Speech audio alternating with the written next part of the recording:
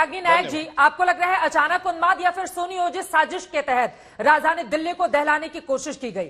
क्योंकि जिस तरह से बड़ी तादाद में पत्थर मिल रहे हैं, बोतलों के टुकड़े मिल रहे हैं, उससे तो यही नजर आता है कि सुनियोजित साजिश के तहत हमले को अंजाम दिया गया और इस एंगल पर भी पुलिस की जांच आगे बढ़ रही है। क्या समझ में आ रहा है कांग्रेस पार्टी को?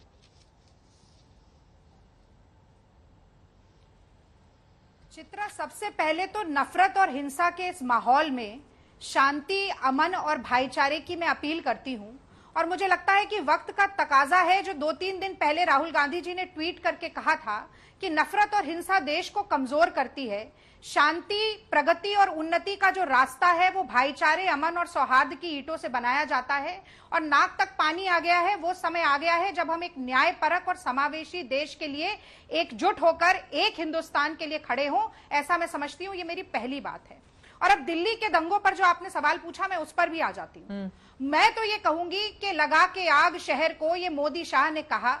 उठा है दिल में तमाशे का आज शौक बहुत, झुका के सर के सभी शाह परस्त बोल उठे, हुजूर शौक सलामत रहे यहां शहर है बहुत।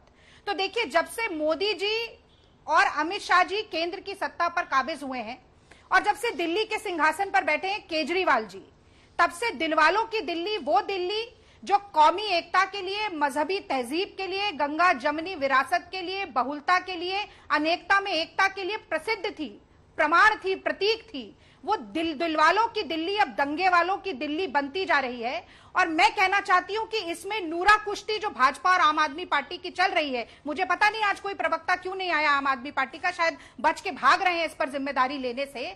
पर मुझे लगता है ये नूरा कुश्ती जो चल रही है वो संयोग नहीं है, वो प्रयोग है कि दिलवालों की दिल्ली को दंगे वालों की दिल्ली बनाया जाए। ये जो चिंगारी दावानल के रूप में नजर आ रही है, संयोग नहीं है, प्रयोग है। मैं इसका जल्दी से आपको उदाहरण देती हूं, याद कीजिएगा।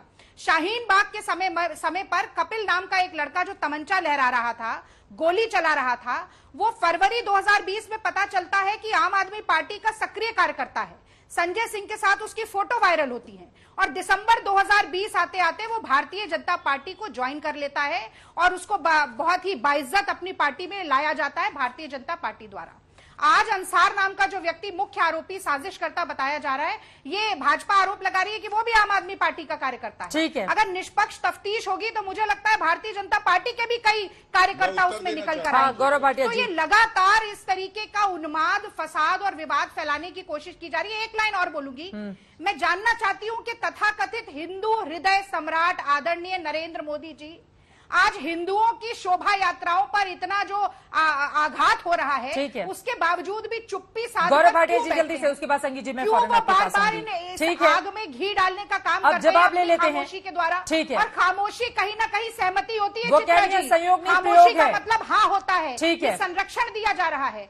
और मैं एक राजीव अस्थाना जी पर भी एक लाइन और जोड़ दूं, फिर आप चली जाइएगा, आप देर से आई मेरे पास, सिर्फ एक लाइन जोड़। राजीव अस्थाना जी, राकेश अस्थाना, पुलिस कमिश्नर दिल्ली की पुलिस पर, न्याय व्यवस्था पर बहुत भरोसा है।